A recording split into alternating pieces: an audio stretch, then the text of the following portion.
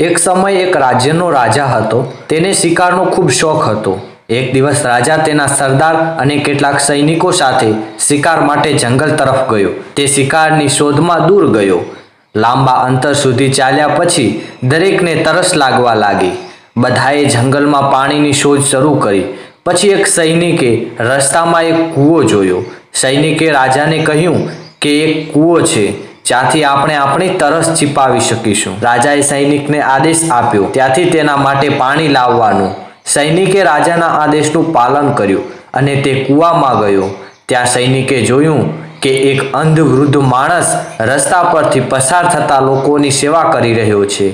સૈનિક અંધ વૃદ્ધ માણસ પાસે ગયો અને કહ્યું, એ પનિયારે, મને પાણીની બોટલ આપો, અમને વધુ દૂર જવાનું છે. આ સાંભળીને વૃદ્ધે જવાબ આપ્યો, મૂર્ખ, અહીંથી નીકળી જા, હું આવા લોકોને પાણી આપતો નથી. આ સાંભળીને સૈનિક તરત જ ત્યાંથી ચાલ્યો ગયો. સૈનિકે જઈને રાજાના સરદારને આ વાત કહી.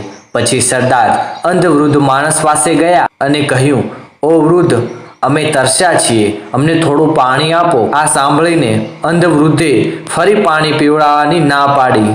રાજાની તરસ વધી રહી હતી. જ્યારે રાજાએ તેના સરદારને પાણી વિશે પૂછ્યું ત્યારે સરદારે રાજાને કહ્યું કે કૂવામાં એક અંધ માણસ છે જે પાણી પીવાની ના પાડી રહ્યો છે.